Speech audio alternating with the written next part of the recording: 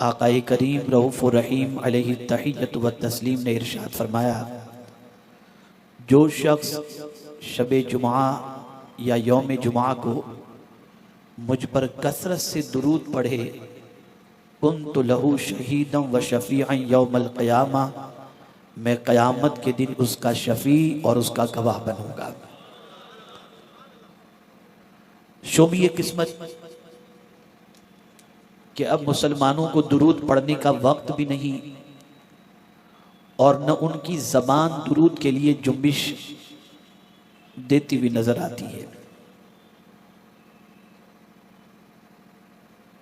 बल्कि सिचुएशन इतनी वर्स्ट हो गई है और इतना बुरा माहौल बन चुका है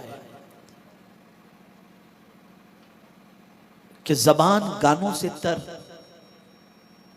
दिमाग के अंदर फुतूर, और इस तरीके से कौम मुस्लिम अपनी जिंदगी जब गुजार रही है तो इसकी वजह से उम्मत मुस्लिमा जवाल और तबाही और बर्बादी के दहाने पर पहुंच चुकी है। आक़ाए करीम रऊफ़ुर रहीम अलैहि तहिय्यतु व तस्लीम दुरूद शरीफ पढ़ने वाले पर कितना करम फरमाते हैं और कितनी निगाहे शफकत फरमाते हैं कि मौला अली करमल्लाहु ताला वजहुल करीम इरशाद फरमाते हैं कि आक़ाए करीम सल्लल्लाहु ताला अलैहि वसल्लम ने इरशाद फरमाया, मैं उस पत्थर को पहचानता हूं जो ऐलान नबूवत से पहले मुझ पर दुरूद व सलाम पेश किया करता था। जब एक पत्थर रसूल गिरामी वक़ार सल्लल्लाहु अलैहि वसल्लम पर दुरूद पढ़े तो मुस्तफ़ा जाने रहमत सल्लल्लाहु अलैहि वसल्लम उस पत्थर को पहचान लें, तो अगर उम्मती मोहब्बत में डूब कर दुरूद पढ़े तो क्या मुस्तफ़ा अपने गुलाम को नहीं पहचानेंगे? इस उम्मत को पता नहीं क्या हो गया कि खुराफात की शिकार हो गई, मुकद्दस अय्याम दिए गए, मुकद्दस रातें दी गईं ताकि उन रातों की कद्र करके ये उम्मत अपनी किस्मत को संवार ले। लेकिन सद हजार अफसोस कि आज इस उम्मत का हाल बद से बदतर और खराब से खराब तर होता जा रहा है। वो पैगंबर रहमत सल्लल्लाहु अलैहि वसल्लम जो गिरी हुई उम्मत को उठाने के लिए तशरीफ लाए, वो पैगंबर रहमत सल्लल्लाहु अलैहि वसल्लम जो सिसकती हुई इंसानियत को सबक इंसानियत सिखाने के लिए तशरीफ लाए, वो पैगंबर रहमत सल्लल्लाहु अलैहि वसल्लम जिन्होंने न जाने कितने भटके हुओं को सीधा रास्ता दिखा दिया, बल्कि अगर ये कहूं तो गलत न होगा, जो भटके हुए थे उन्हें हादी बना दिया और उनकी जिंदगी से वाबस्ता होने वाले लोग सीधे रास्ते के मुसाफिर बन गए। आज उम्मत मुस्लिमा ये शिकायत और कंप्लेन कर रही है 1.5 अरब से ज्यादा मुसलमान पूरी दुनिया में होने के बावजूद कि अफसोस के साथ हम ये कहते हैं हमारा कोई लीडर नहीं, हमारा कोई कायद नहीं। हैरत की बात है, हजारों यूनिवर्सिटी कायम कर ली जाए, सैकड़ों कॉलेज कायम कर लिए जाएं, उसके बावजूद भी अगर उम्मत ये कहती हो कि हमारे पास एक लीडर नहीं तो कितने अफसोस की बात है। लेकिन अगर पैगंबर रहमत सल्लल्लाहु अलैहि वसल्लम के दावत के 23 साला कारनामे को अगर देखा जाए तो कुर्बान जाइए कि पैगंबर आजम ने मुक्तदी तैयार नहीं किए बल्कि मुक्तदा तैयार किए, और खुद हुजूर ने फरमाया असहाबी कन्नुजूम बिअय्यिहिम इक्तदैतुम इhtदैतुम, मेरे सहाबा तारों की तरह हैं, उनमें से जिसकी पैरवी करोगे तुम हिदायत पा जाओगे। एक कायद हुजूर ने नहीं दिया बल्कि 1 लाख से ज्यादा कायदों की जमात हुजूर ने हमें अता फरमा दी। वो रसूल जिनकी जिंदगी, जिनके शबो रोज हमें कामयाबी और कामरानी का दर्स देते हैं, आज हमने हमारी जिंदगी और हमारा ताल्लुक उस पैगंबर रहमत सल्लल्लाहु अलैहि वसल्लम से कमजोर कर दिया और काफी हद तक हमने अपने ताल्लुक को तोड़ दिया है। तलाश कर रही है ये उम्मत कि हमें कामयाबी की कोई राह मिल जाए। ताज्जुब की बात है, कुरान ने भी कह दिया कि ऐ कामयाबी के मुतलाशियों, ऐ कामरानी के ख्वाहिशगार लोगों, अगर तुम कामयाबी चाहते हो तो किसी और की पैरवी की जरूरत नहीं है। इत्तबिऊहु लअल्लकुम तहतदून, मेरे महबूब की पैरवी करो ताकि तुम्हें हिदायत नसीब हो जाए।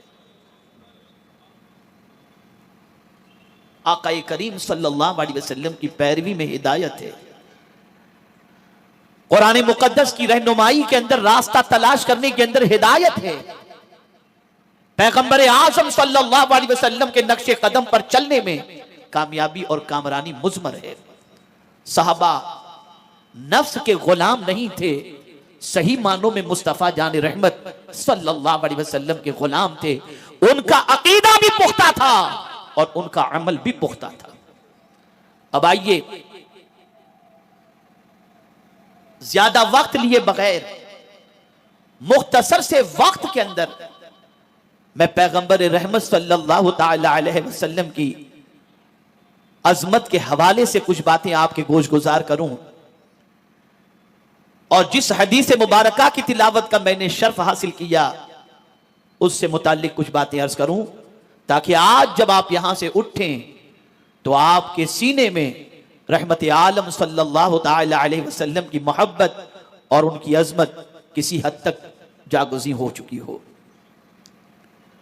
मेरे आका सल्लल्लाहु अलैहि वसल्लम फरमाते हैं, इन्नी अरा मा ला तरौन, बेशक मैं जो कुछ देखता हूं वो तुम नहीं देखते। आज दुनिया के इंसान की सिचुएशन क्या है? कोई सियासतदान की निगाह में आना चाहता है, कोई सरमाएदार की निगाह में आना चाहता है, कोई साहिब इख्तिदार की निगाह में आना चाहता है। लेकिन सहाबा की तमन्ना बस एक ही थी, अगर किसी की निगाहों में वो बस जाना चाहते थे तो मुस्तफा प्यारे की निगाहों में बस जाना चाहते थे। और जिन पर हुजूर की निगाहें रहमत पड़ जाती थी उसकी दुनिया और आखिरत दोनों संवर जाती। इसीलिए बरेली के ताजदार कहते हैं, जिस तरफ उठ गई दम में दम आ गया, उस निगाहे इनायत पे लाखों सलाम। निगाहे मुस्तफा जान रहमत सल्लल्लाहु अलैहि वसल्लम का क्या कहना। मेरे आका सल्लल्लाहु ताला अलैहि वसल्लम यकीनन वो कुछ देखते थे और देखते हैं जो हम और आप नहीं देख सकते। क्या यह बात सच नहीं? क्या यह हदीस मुबारका सच नहीं कि रसूल गिरामी वकार सल्लल्लाहु ताला अलैहि वसल्लम दो कब्र के करीब से गुजरते हैं तो पैगंबर रहमत सल्लल्लाहु अलैहि वसल्लम ने फरमाया, मैंने देखा कि इन दो कब्र वालों पर अजाब हो रहा है। उस कब्र में सोने वाले कब के लोग थे नहीं मालूम, कितना अरसा उनके इंतकाल को हुआ था नहीं मालूम, लेकिन पैगंबर आजम की निगाहों का आलम यह है कि कब्र में लेटे हुए शख्स को अजाब हो रहा है, उसे भी पैगंबर आजम देख रहे हैं। और हद तो यह है कि किस अमल की वजह से उस पर कब्र में अजाब हो रहा है यह भी मेरे मुस्तफा देख रहे हैं। और रहमत आलम सल्लल्लाहु अलैहि वसल्लम ने वजाहत फरमाई कि एक पर इसलिए अजाब हो रहा है कि वो पेशाब के छींटों से नहीं बचता था, और दूसरे पर अजाब इसलिए हो रहा है कि वो चुगली किया करता था। तो जिस रसूल की निगाहों का आलम यह हो कि जमीन के नीचे मौजूद मुर्दे पर होने वाले अजाब को अपनी माथे की आंखों से देख रहे हो और वजह भी जान रहे हो, उस मुस्तफा जान रहमत की निगाहों का क्या कहना। अब आप देखें, आज भी जमीन के छुपे हुए खजानों को लोग तलाश करते हैं, जमीन के अंदर छुपे हुए पेट्रोल को तलाश करते हैं, जमीन के अंदर छुपे हुए खजानों को तलाश करते हैं, लेकिन किन चीजों के जरिए? आलात के जरिए, इंस्ट्रूमेंट के जरिए, बहुत सारे इंस्ट्रूमेंट के जरिए वो जमीन के अंदर छुपे हुए खजाने को तलाश करते हैं। इंसान की निगाहों में वो ताकत नहीं जो आम इंसान है जमीन के अंदर के छुपे हुए खजाने को देख सके। ये तो मुस्तफा प्यारे की निगाह का मामला है कि बगैर किसी आले के और बगैर किसी इंस्ट्रूमेंट के जमीन के छुपे हुए खजाने को मुस्तफा देखते हुए नजर आ रहे हैं। ए रसूल गिरामी वक़ार सल्लल्लाहु ताला अलैहि वसल्लम के दीवानों, एक वजूद है हमारा, एक जान है, एक जिस्म है हमारा। आप देखें कि अगर सीने में दर्द होता है तो वजह जानने के लिए डॉक्टर ईसीजी करता है, 2D इको करता है, रेडियोलॉजी के जरिए, और न जाने किस किस मरहले से गुजार कर कि कौन सी वेन ब्लॉक है, कितनी ब्लॉक है, इन सारी चीजों को देखने के लिए हाथ रख करके डॉक्टर नहीं बताता, यूं देख करके डॉक्टर नहीं बताता, इंस्ट्रूमेंट का सहारा लेना पड़ता है। लेकिन या रसूल अल्लाह, आपकी अजमतों पर कुर्बान कि आप तो इस तरह से देखते हैं कि कोई दूसरा उस तरह से देखने की ताकत नहीं रखता। एक सहाबी हुजूर की बारगाह में हाजिर आए, इंतजार कर रहे थे कि मौका मिले तो मैं हुजूर से सवाल करूं, लेकिन मौका न मिला। जोहर का वक्त गुजर चुका, मौका न मिला। असर का वक्त गुजर चुका, मौका न मिला। यहां तक कि वक्त गुजरता चला गया, लेकिन जब वक्त मिला तो इससे पहले कि वो हुजूर से अपने आने के मामले की वजाहत करें कि मैं क्यों आया हूं, मेरे मुस्तफा ने खुद फरमा दिया, क्या मैं तुम्हें बता दूं कि तुम क्यों आए हो, या तुम मुझे बताओगे कि क्यों आए हो? अल्लाह अकबर। वो सहाबी कहते हैं, हुजूर अगर आप बता दे तो सुभान अल्लाह। तो मेरे मुस्तफा जाने रहमत ने फरमाया, तुम इसलिए आए हो कि तुम ये पूछना चाहते हो कि नेकी किसे कहते हैं और गुनाह किसे कहते हैं। साहबी रसूल ने जवाब में अर्ज किया, सदक़त या रसूल अल्लाह, ए अल्लाह के रसूल आपने सच फरमाया है। मेरे आका ने फरमाया, नेकी हुस्न अखलाक का नाम है और बुराई गुनाह। जिस काम को करने में दिल में खटका पैदा हो उसे गुनाह कहा जाता है, उसे गुनाह कहा जाता है। और मैं पूरे चैलेंज के साथ कहता हूं, आप में से बहुत सारे ऐसे होंगे जो 60 क्रॉस कर चुके होंगे, बहुत सारे ऐसे होंगे जो 20 के होंगे या उससे कम, बहुत सारे 30, 40 और 50 के होंगे। एक सवाल मैं आपसे पूछना चाहता हूं, पैगंबर रहमत सल्लल्लाहु अलैहि वसल्लम ने गुनाह के हवाले से फरमाया, जिस काम के करने में दिल में खटका पैदा हो वो गुनाह है। मेरा चैलेंज है पूरी दुनिया को, जिंदगी में कभी आप याद करो, अल्लाह ना करे आपसे कोई गुनाह हुआ हो तो याद करो कि पहली मर्तबा, फर्स्ट टाइम जब उस गुनाह को करने का ख्याल पैदा हुआ होगा तो दिल में खटक, डर, खौफ ये महसूस हुआ होगा या नहीं? अब तो यूट्यूब, सोशल मीडिया, घरों में टेलीविजन, इसलिए सिनेमा घरों में जाकर पिक्चर देखने का रिवाज कम से कम तर होता चला गया। लेकिन याद करो उस जमाने को, मैं 60 इयर्स के जो ओल्ड हैं उनसे मैं क्वेश्चन करता हूं, अगर कोई शरीफ खानदान का है और आज से 40 साल पहले जब थिएटर ही के अंदर आदमी पिक्चर देखने जाया करता था, तो आप याद करें, पिक्चर देखने जाने से पहले आदमी राइट लेफ्ट सब जगह देखता था कि कोई देख तो नहीं रहा, कोई देख तो नहीं रहा। आज भी अगर कोई सिनेमा के अड्डे पर जाना चाहता है तो राइट लेफ्ट देखता है कि कोई देख तो नहीं रहा। मैं पूछना चाहता हूं कि ये क्यों राइट लेफ्ट देख रहा है? उसकी वजह सबसे बड़ी ये है कि पैगंबर रहमत ने गुनाह के हवाले से बता दिया कि जिस काम के करने में दिल में खटका पैदा हो, हमारा एक ज़मीर हमारे अंदर मौजूद है, जिस ज़मीर के सिचुएशन को पैगंबर आजम ने वाज़ेह कर दिया कि ये तुम्हारा ज़मीर तुम्हें अच्छाई और बुराई के हवाले से रहनुमाई करेगा। जब जब तुम नेकी करोगे तुम्हें खुशी होगी, और जब जब गुनाह करने का इरादा करोगे तुम्हारे दिल के अंदर खटका पैदा होगा। इसको दूसरे एग्जाम्पल के जरिए मैं समझाऊं, और शायद ये एग्जाम्पल बहुत अच्छी तरह से जहन में महफूज हो जाए। दुनिया में जब भी कोई गुनाह करता है तो वो चाहता है कि उसका गुनाह जाहिर न हो। कोई भी पाप करने वाला जाहिर करना नहीं चाहता। आखिर ये छुपाने का जज्बा उसके अंदर क्यों है?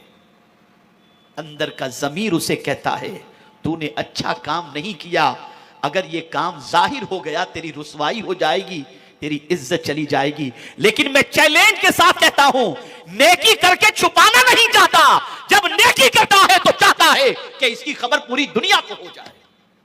ये उसका जमीर उसे आवाज देता है कि वो नेकी छुपाना नहीं चाहता, नेकी छपाना चाहता है, गुनाह छुपाना चाहता है। तो पैगंबर रहमत की बारगाह में सवाल लेकर के आने वाले को आकाए करीम सल्लल्लाहु अलैहि वसल्लम ने कितना अजीम सबक और साइकोलॉजिकल अगर देखा जाए तो उसकी तवज्जो को किस तरफ माइल फरमा दिया कि जब कोई काम करते वक्त दिल में खटका पैदा हो तो समझना कि ये गुनाह है, और जिस काम के करते वक्त दिल के अंदर खुशी महसूस हो या हुस्न अखलाक का मुजाहिरा तुम करो तो समझ लो कि ये नेकी। तो अल्लाह के रसूल सल्लल्लाहु अलैहि वसल्लम आने वाले को भी जानते हैं और आने वाले के दिल के हालात और उसके सवाल को भी जानते हैं। ये बुखारी शरीफ की हदीस है जो मैं अर्ज करने जा रहा हूं। आकाए करीम सल्लल्लाहु अलैहि वसल्लम फरमाते, तुम देखते हो कि मेरा चेहरा किबले की तरफ है, लेकिन तुम्हारा खुशू भी मुझसे पोशीदा नहीं, तुम्हारा रुकू भी मुझसे पोशीदा नहीं। अल्लाह अकबर, इमाम मुसल्ले पर होता है, मुक्तदी पीछे होते हैं, लेकिन या रसूल अल्लाह आपकी अजमतों पर कुर्बान कि मुसल्ले पर रहते हुए भी मुक्तदी रुकू में है या मुक्तदी का दिल अल्लाह की बारगाह में झुका है या नहीं झुका, ये भी आप देख लेते हैं। तो फिर मुझे कहने दो कि जो रसूल मुक्तदियों के दिलों के हालात से बाखबर है वो अपने उम्मत के भी हालात से यकीनन बाखबर होगा, बाखबर होगा।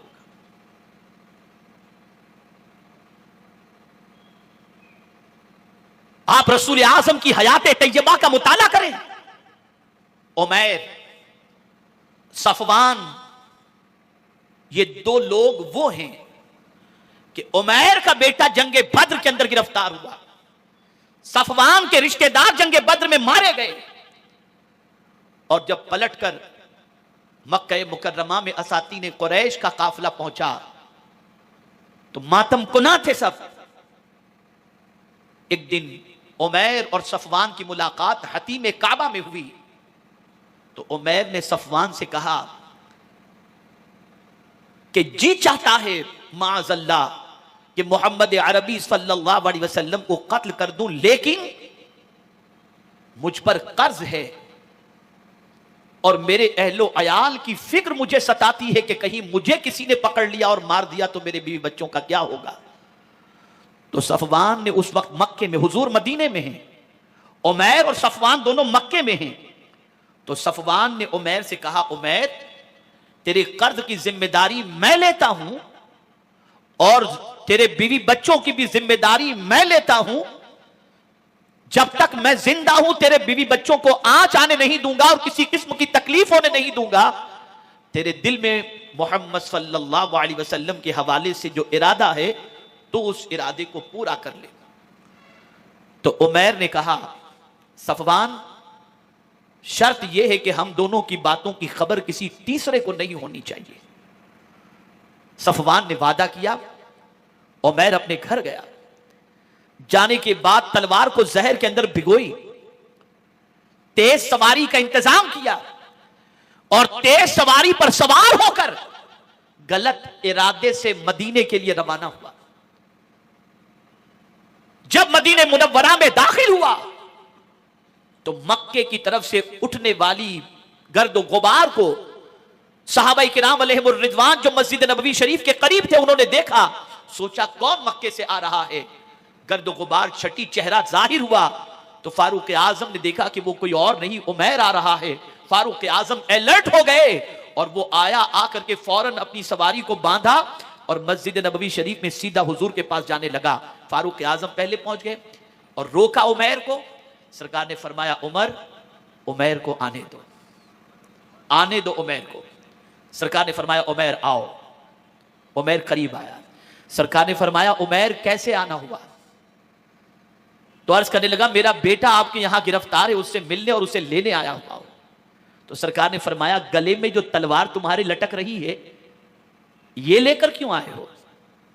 कहा हमारी तलवार ने मैदान बद्र में आपका क्या बिगाड़ लिया था कि मैं अभी आपका कुछ बिगाड़ लूंगा? ये तलवार यूं ही साथ लेकर आ गया। तब सरकार ने फरमाया, उमैर तुम सच बोलते हो या मैं तुम्हें बता दूं? उमैर ने कहा, अगर आप बता दें तो क्या कहना। मेरे मुस्तफा जाने रहमत ने फरमाया, उमैर हतीम काबा में तुम्हारी और सफवान की क्या बात हुई थी? क्या बात हुई थी? उमैर का इतना सुनना था, कदमों में गिर गए और कहा, मदीने में रहकर जो मक्के के हालात को देख रहा हो वो नबी के अलावा कोई और नहीं हो सकता। मुझे कलिमा पढ़ाओ और अपने गुलामों में शामिल कर लो।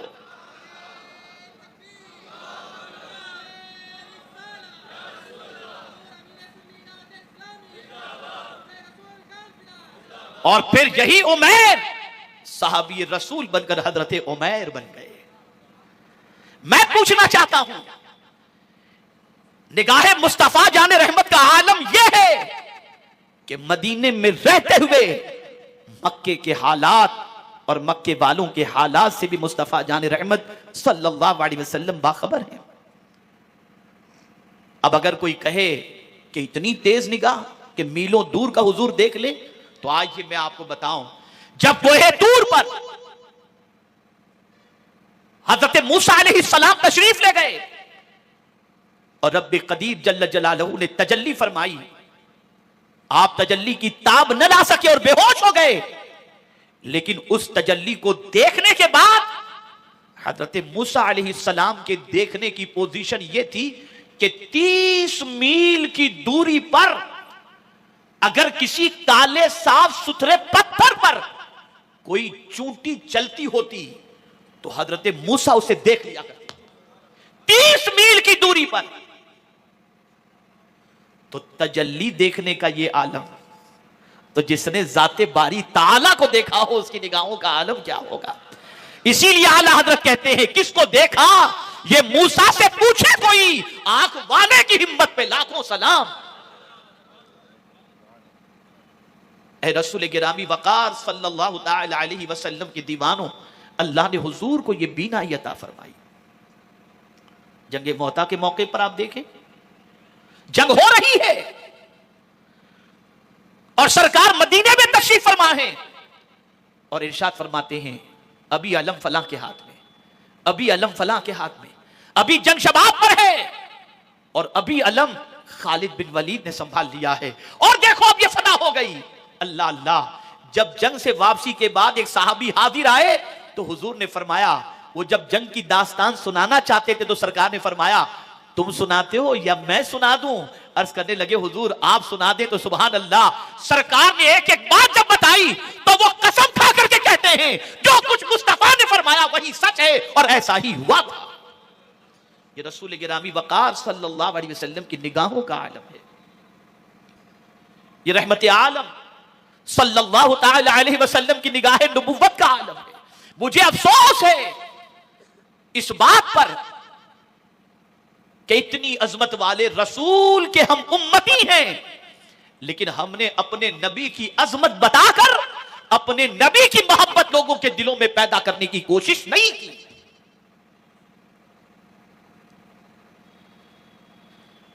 ग़ज़वा तबूक के मौके पर सफर के दौरान एक जगह पर रसूल आजम सल्लल्लाहु ताला अलैहि वसल्लम और सहाबाए किराम अलैहिमुर रिज़वान ने पड़ाव डाला। आप जानते हैं, फज्र के बाद, तुलूए आफताब के थोड़ी देर के बाद जब निगाह उठी तो आसमान पर जिया पाशियां, नूर, अनवार बेपनाह नजर आए।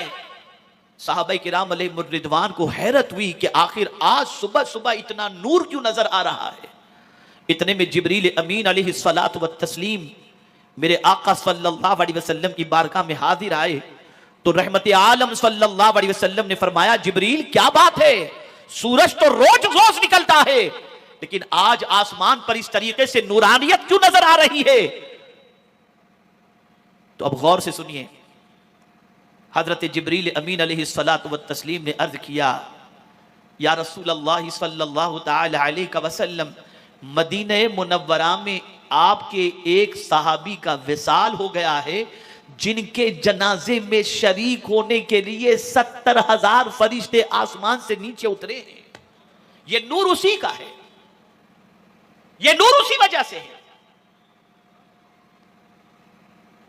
तो पैगंबर आजम सल्लल्लाहु अलैहि वसल्लम ने जिब्रील अमीन से पूछा, ए जिब्रील, मेरा वो उम्मती ऐसा कौन सा अमल करता था जिसकी वजह से उसके जनाजे में 70,000 फरिश्ते आ गए? तो आप जानते हैं जिब्रील अमीन ने क्या जवाब दिया। अर्ज करते हैं, या रसूल अल्लाह सल्लल्लाहु ताला अलैहि वसल्लम, उनको सूरह इखलास से बड़ी मोहब्बत थी। वो उठते बैठते चलते फिरते सूरह इखलास पढ़ा करते थे।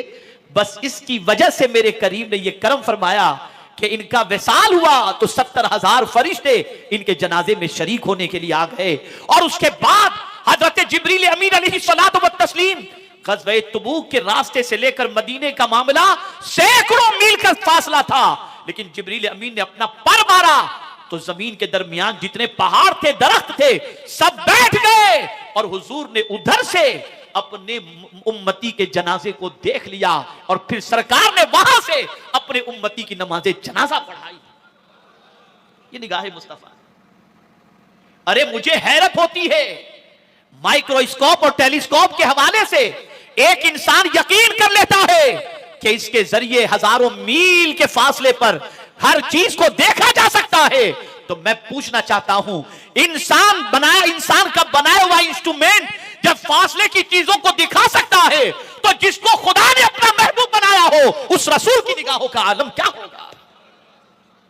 इंस्ट्रूमेंट बनाने वाले इंसान से पढ़ते हैं, इंस्ट्रूमेंट बनाने वाले इंसान के पास जान हुए अदब तय करते हैं, इंस्ट्रूमेंट बनाने वाले किसी कॉलेज और यूनिवर्सिटी में जाकर पढ़ते हैं, लेकिन नबी किसी इंसान से नहीं, बराहे रास्त खुदा से इल्म हासिल करता है। तो इंसानों से इल्म हासिल करने वाले के इल्म का जब यह मकाम हो सकता है, तो जो खुदा से इल्म हासिल करता हो उस मुस्तफा के इल्म और नजर का आलम क्या होगा। इसीलिए मैं अक्सर कहा करता हूं कि हुजूर से नजर करम की भीख मांगा करो, और हुजूर से नजर करम की भीख मांगना यह कुरान ने सिखाया है, यह कुरान ने सिखाया है। आज न जाने इंसान किस किस को खुश करने और किस किस की नजरों में समाने के लिए क्या से क्या जतन करता है, लेकिन साहबा की पोजीशन यह थी, वो किसी और की निगाहों में आना नहीं चाहते थे, बस वो तो ये चाहते थे हुजूर की निगाहे करम पड़ जाए। इसलिए कि दुनिया के इंसान की निगाह पड़ेगी, चंद दिनों के लिए आपको फायदा पहुंच सकता है, लेकिन हुजूर की निगाहे करम पड़ गई तो दुनिया भी संवर जाएगी और आखिरत भी संवर जाएगी। कुरान हुजूर से नजर करम की भीख मांगने की तालीम देता है। कुरान कहता है, या अय्युहल्लज़ीना आमनू ला तक़ूलू राइना वक़ूलू उन्ज़ुरना, ए ईमान वालो राइना न कहो, उन्ज़ुरना कहो, यानी हुजूर हम पर नजर करम फरमाएं, नजर करम फरमाएं। और यही वजह है कि सहाबाए किराम अलैहिमुर रिदवान जिस्मानी तकलीफ हो, मादी तकलीफ हो, दीनी तकलीफ हो, दुनियावी तकलीफ हो, दुनिया की तकलीफ हो या आखिरत की तकलीफ हो, अगर वो किसी से इस्तिगासा करते थे तो पैगंबर रहमत की बारगाह से इस्तिगासा करते थे, हुजूर से इस्तिगासा करते थे। लेकिन अफसोस, सद हजार अफसोस, अब तो हुजूर को इस तरह से पेश किया जाता है माअज़ल्लाह कि वो हमारी तरह थे। आखिर क्या हो गया? हमारी निगाहों का आलम तो यह है कि जमीन पर पड़ी हुई चीज नजर नहीं आती, और उनकी निगाहों का मुकाबला करने जाते हैं। हम लोगों के लिए तो पोश एरिया के अंदर दीवारों पर लिखा हुआ नजर आता है, डू नॉट स्पीक, थूकना मना है, इसलिए कि हम थूकें तो बीमारी फैल जाए। लेकिन हजरत क़तादा की आंख का ढेला जब निकला तो हुजूर की बारगाह में हाजिर आए, तो हुजूर ने अपना लुआब दहन निकाल कर लगा दिया, तो हजरत क़तादा की आंख ठीक हो गई। हम थूकें तो मुआशरे में बीमारी फैल जाए और हुजूर की थूक मुबारक से बीमारों को शिफा नसीब हो जाए। ये मेरे मुस्तफा की शान है, ये मेरे मुस्तफा की अज़मत है। तो हुजूर फरमाते हैं जो मैं देखता हूं वो तुम नहीं देखते, जो मैं सुनता हूं वो तुम नहीं सुनते। ए हुजूर सल्लल्लाहु अलैहि वसल्लम के दीवानों, बस कोशिश करो हुजूर की निगाहों में आने की, और हुजूर की निगाहों में आना है तो बस इस चीज का ख्याल रखें, कोई ऐसा काम न करें जिससे हुजूर नाराज होकर अपनी निगाहें फेर लें। काम ऐसा करो कि हुजूर देखें तो राजी हो जाएं, और राजी जब हो जाएंगे तो मुस्तफ़ा जान रहमत सल्लल्लाहु अलैहि वसल्लम दुआ फरमा देंगे। आखिरी एक बात अर्ज करके मैं अपनी गुफ्तगू को वाइंड अप करता हूं, खत्म करता हूं। हजरत अहनफ बिन कैस रज़ियल्लाहु ताला अन्हु बड़े अजीम दाई थे, मुबल्लिगीन खास तौर पर समाअत फरमाएं, अजीम दाई थे। एक इलाके के अंदर दीन की तबलीग के लिए पहुंचे, दावत दीन के फराइज उन्होंने अंजाम दिए, कुरान सिखाया, मोहब्बत रसूल पिलाया। मेरे आका सल्लल्लाहु अलैहि वसल्लम का गुजर वहां से हुआ, देखा हुजूर ने तो मुआशरे में तब्दीली नजर आई, अदब नजर आया, डिसिप्लिन नजर आया, और उनके अंदर अखलाक नजर आया, कुरान मुकद्दस पढ़ने का सलीका नजर आया। तो मेरे आका सल्लल्लाहु अलैहि वसल्लम ने दरियाफ्त फरमाया कि तुम्हारे यहां ये माहौल कैसे बना। अर्ज करते हैं हुजूर अहनफ बिन कैस ने हमारे इलाके को संवार दिया है। तो सरकार ने दुआ फरमाई, अल्लाहुम्मा गफिर लि अहनफ, अल्लाहुम्मा गफिर लि अहनफ, अल्लाहुम्मा गफिर लि अहनफ। हजरत अहनफ बिन कैस कुछ अरसे के बाद फिर उस इलाके में पहुंचे तो लोगों ने कहा, अहनफ मुबारक हो, मुबारक हो। उन्होंने कहा, किस बात की मुबारक देते हो? कहा, हुजूर ने तुम्हारी मगफिरत की दुआ फरमाई है। कहा, किस वजह से? कहा, यहां जो माहौल तब्दील हुआ, जिसके लिए तुमने मेहनत की थी, हमने तुम्हारे कारनामे को हुजूर के सामने पेश किया, हुजूर राजी हो गए और तुम्हारे लिए मगफिरत की दुआ फरमा दी। पता यह चला, अगर कोई हुजूर की उम्मत को सीधे रास्ते पर लाने के लिए, बिगाड़ से संवारने के लिए, इल्म से आरास्ता करने के लिए, उसके प्रॉब्लम्स के सॉल्यूशन के लिए, उसके साथ खैरख्वाही के जज्बे के साथ अगर नेक काम करता है और हुस्ने सुलूक करता है, तो कोई उसकी कद्र करे या दुआ दे, न भी दे तो कोई मसला नहीं, हुजूर की दुआ उस बंदे के लिए काफी है। आज सोच बदल गई, ये बेटा हमारा थोड़ी है, फला का है, हमें हमारे बेटे की फिक्र है। हर कलिमा पढ़ने वाला हुजूर का उम्मती है, जिसके सीने में मेरे आका की मोहब्बत है और गुस्ताखे रसूल नहीं है। मेहनत करो, मशक्कत करो, तकालीफ झेलो। ये नहीं कि इस मुआशरे के अंदर इस गली में गरीब रहते हैं और इन गरीबों के बच्चे गाली गलोच करते हैं, या गरीबों के बच्चे ड्रग्स इस्तेमाल करते हैं, या गरीबों के बच्चे अनपढ़ हैं। हमें क्या जरूरत, हम इस गरीब सोसाइटी की तरफ जाएं? नहीं, गरीब से मोहब्बत करना भी मेरे मुस्तफा की सुन्नत है, सुन्नत है। इसलिए कि याद रखिएगा मेरा ये जुमला,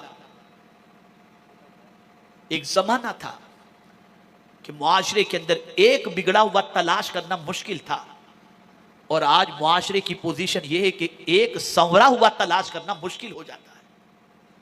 वजह क्या बनी? हमने पूरे मुआशरे को छोड़ दिया। मुआशरे का हर बच्चा हमारा बच्चा है, बिगड़ रहा है सवारो, जहालत की वादियों में भटक रहा है, इनका इंतजाम करो।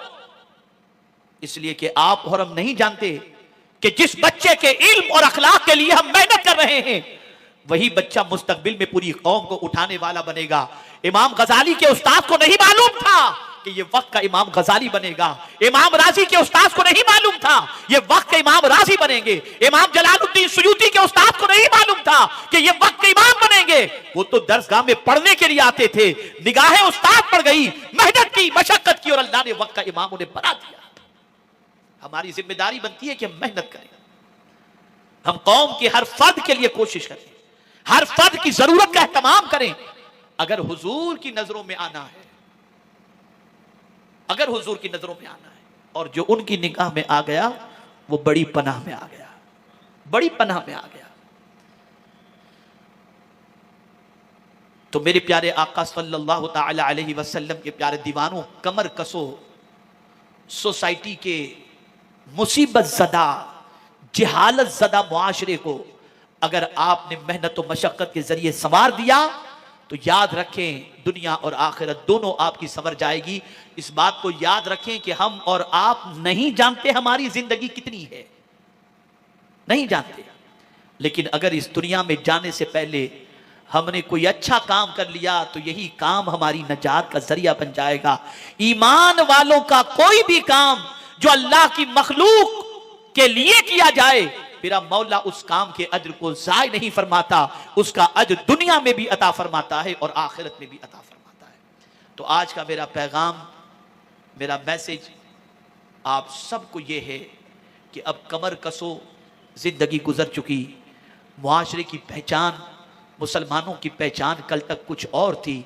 एक वाकया मुझे याद आ रहा है। हमारी आइडेंटिटी के दो वाकये मैं आपके सामने पेश करता हूं। हमारी आइडेंटिटी क्या थी? बगदाद शहर के हवाले से आज से 800 साल पीछे जाकर आप बगदाद के हवाले से जायजा लें। तनहा बगदाद मुकद्दस के अंदर 30 यूनिवर्सिटी थी, 30 यूनिवर्सिटी। यूरोप का एक नौजवान जब बगदाद की यूनिवर्सिटी के एजुकेशन के हवाले से जब उसे पता चला तो वो बगदाद की सरजमीन पर पहुंचा कि जरा मैं यहां के एजुकेशनल स्टेटस का मुआयना करूं। तो वो कहता है, जैसे ही मैं बगदाद की जमीन पर पहुंचा, एक गली से गुजर रहा था, 4 नौजवान मुझे नजर आए, गली में चलने वाले। उन नौजवानों ने जब मुझे देखा तो रहमत आलम सल्लल्लाहु ताला अलैहि वसल्लम की तालीम पर अमल करते हुए उन नौजवानों ने समझ लिया कि मैं कोई मुसाफिर हूं, अजनबी हूं, परदेसी हूं। तो बहुत अखलाक के साथ मुझसे पेश आए और मुझसे हाल चाल दरियाफ्त किया और मुझसे पूछे कहां से आए। मैंने सब तफसील बताई। उसके बाद मेरा भी जी चाहा कि मैं इन नौजवानों के बारे में कुछ मालूमात हासिल करूं। तो वो कहता है कि मैंने एक नौजवान से पूछा, आप क्या करते हैं? तो उस नौजवान ने कहा कि मैं माहिर अर्दियात बनना चाहता हूं, जियोलॉजिस्ट बनना चाहता हूं, इसलिए इस पर मेहनत कर रहा हूं। दूसरे से पूछा, तुम क्या कर रहे हो? उसने कहा कि मैं माहिर फलकियात बनना चाहता हूं, उसके लिए मेहनत कर रहा हूं। तीसरे से पूछा तो उसने कहा कि मैं इल्म रियादी, मैथमेटिक्स के अंदर एक्सपर्ट बनना चाहता हूं, उसकी स्टडी कर रहा हूं। चौथे से पूछा तो उसने कहा कि मैं साइंस और मेडिकल फील्ड के अंदर में जाना चाहता हूं, उसकी स्टडी कर रहा हूं। उस शख्स की हालत यह हुई कि वो खुद बयान करता है कि जिस शहर की गली के अंदर चलने वाले बच्चे इल्म से इतने आरास्ता हो, उस शहर में पढ़ाने वाले उस्तादों के इल्म का आलम क्या होगा। ये हमारी आइडेंटिटी थी। और आज आइडेंटिटी क्या है? जहां गाली बोली जा रही हो, जहां रात 3 बजे तक पत्ते खेले जा रहे हो, जहां 4 बजे तक वीडियो की आवाजें आ रही हो, जहां सुबह 4 बजे तक होटलें खुली हो, समझ लेना ये किसी और का इलाका नहीं, ये मुसलमान का इलाका है। ये हमारी आइडेंटिटी हो गई, ये हमारी शनाख्त हो गई, ये हमारी पहचान हो गई। और उसके बावजूद हम कहते हैं हम दुनिया से आगे निकलना चाहते हैं। ऐसी कौम कभी आगे नहीं निकल सकती। अगर मैं ये कहूं तो गलत ना होगा, हम जमीन पर बोझ बन चुके हैं। और जो जमीन पर बोझ उसे हटा दिया जाता है, जमीन पर तो वही रह सकता है जो जमीन वालों की जरूरत हो। जरूरत बनो, जरूरत बनो। एक आइडेंटिटी हमारी ये। दूसरी आइडेंटिटी हमारी क्या थी? स्पेन से जब मुसलमानों को निकाला जा रहा था और जब वहां के क्रिश्चियन को यकीन हो गया कि अब स्पेन के अंदर एक भी मुसलमान नहीं बचा है, फिर भी उन्हें तशवीश थी कि लिबास बदलकर कुछ मुसलमान रह गए होंगे, तो स्पाई गली कूचों में रख दिए गए थे, जासूस बिठा दिए गए थे कि कहीं से सुराग मिल जाए कोई मुसलमान हो तो उसे गिरफ्तार कर लेना। इतने में किसी ने कहा कि चौराहे पर एक मटका रख दो, करीब में पानी का एक गिलास रख दो और डिस्टेंस पर एक कोढ़ के मरीज को बिठा दो और उससे कहो हर निकलने वाले से वो पानी मांगे। एक कोढ़ का मरीज मटके से डिस्टेंस पर बैठकर निकलने वाले से पानी पानी पानी पानी मांगता था। कोई मटके की तरफ लपक कर उसे पानी पिलाने वाला नहीं था। एक कोट पेंट और में मलबूस एक शख्स वहां से गुजरा, जो क्लीन शेव था, वहां से गुजरा। जब उसने देखा कि वो पानी की प्यास से परेशान है और पानी मांग रहा है, मटके की तरफ लपका, पानी निकाला और निकाल करके उस मरीज को, कोढ़ के मरीज को जैसे ही दिया, करीब में छुपे हुए जासूस आए, उन्होंने पकड़ लिया और कहा तुम मुसलमान हो? उसने कहा मैं मुसलमान नहीं हूं। फिर बहुत तहकीक की गई तो पता चला वो मुसलमान था। उसके बाद वो मुसलमान जासूसों से पूछता है, मेरे हाथ में तस्बीह नहीं थी, चेहरे पे दाढ़ी नहीं थी, मुसल्ला बिछाए हुए नहीं था, सजदा नहीं कर रहा था, कुरान नहीं पढ़ रहा था, मैंने तो एक कोढ़ के मरीज को पानी पिलाया, इससे तुमने कैसे पहचान लिया कि मैं मुसलमान हूं? उन जासूसों ने जवाब दिया, अगर ऐसे मरीज से भी कोई मोहब्बत कर सकता है तो ये मुस्तफा का गुलाम कर सकता है। तुम्हारे इस कैरेक्टर की बुनियाद पर हमने पहचाना कि तुम मुसलमान। ये हमारी आइडेंटिटी थी, ये हमारी शनाख्त थी, ये हमारी पहचान थी। और मेरा आखिरी जुमला दिलो दिमाग के अंदर महफूज कर लो, खुदा की कसम पूरी दुनिया में हुजूर की जिंदगी से इस वक्त जितना मुसलमान फायदा नहीं उठा रहा, इतना गैर फायदा उठा रहे हैं। नोट कर लेना मेरी बात। मेडिकल की फील्ड के अंदर हो, टेक्नोलॉजी की फील्ड के अंदर हो, साइंस की फील्ड के अंदर हो, या किसी भी फील्ड के अंदर हो, सबसे ज्यादा अगर हुजूर सल्लल्लाहु अलैहि वसल्लम के इरशादात और तालीमात से अगर दुनिया फायदा उठाती है तो आपको मुसलमान ज्यादा फायदा उठाते हुए नजर नहीं आएंगे, गैर ज्यादा फायदा उठाते हुए नजर आएंगे। बदलो अपनी सोच को और अपनी किस्मत पर नाज करो कि उस अजमत वाले रसूल के उम्मती हैं, उनका कलेमा पढ़ते हैं, उनसे ताल्लुक मजबूत कर लो, दुनिया भी सवर जाएगी, आखिरत भी सवर जाएगी। अल्लाह ताला आक़ाए करीम सल्लल्लाहु अलैहि वसल्लम की तालीमात पर हमें अमल की तौफीक नसीब फरमाए, हुजूर की मोहब्बत में जिंदा रखे और हुजूर की मोहब्बत में हम सबको मौत नसीब फरमाए, और कल बरोज़े क़यामत मेरे आका सल्लल्लाहु अलैहि वसल्लम की शफाअत नसीब फरमाए।